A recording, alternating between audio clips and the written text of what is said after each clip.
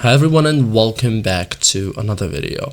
So the Disneyland mobile app is essential for park tickets, lightning lane, mobile food orders, maps and hotel features, so it's important to keep your phone powered throughout the day.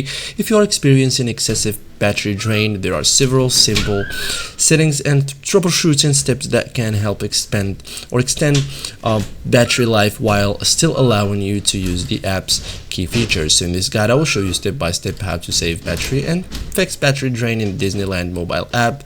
As first thing you have to do is turn on battery savers. So before entering the park, open your phone settings, enable low battery mode or low power mode or battery saver for Android. This limits background activity and helps extend battery life. You can reduce screen battery usage like to lower power consumption, like reduce your screen brightness, enable auto brightness if available, and shorten your screen timeout or auto lock settings. You can also optimize location service, or like Disneyland app works best with location services, but you can still reduce battery usage, so leave location services enabled for the Disney app if you need maps or nearby features.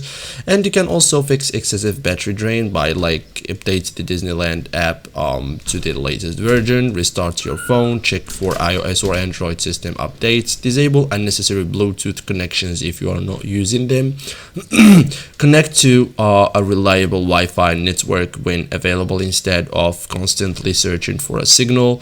So these steps often resolve unexpected battery drain. Okay, so you have to keep your phone charged, so throughout your visit bring a fully charged portable power bank, recharge your phone during meals or shows. And that's it guys, thank you for watching and see you in the next tutorial.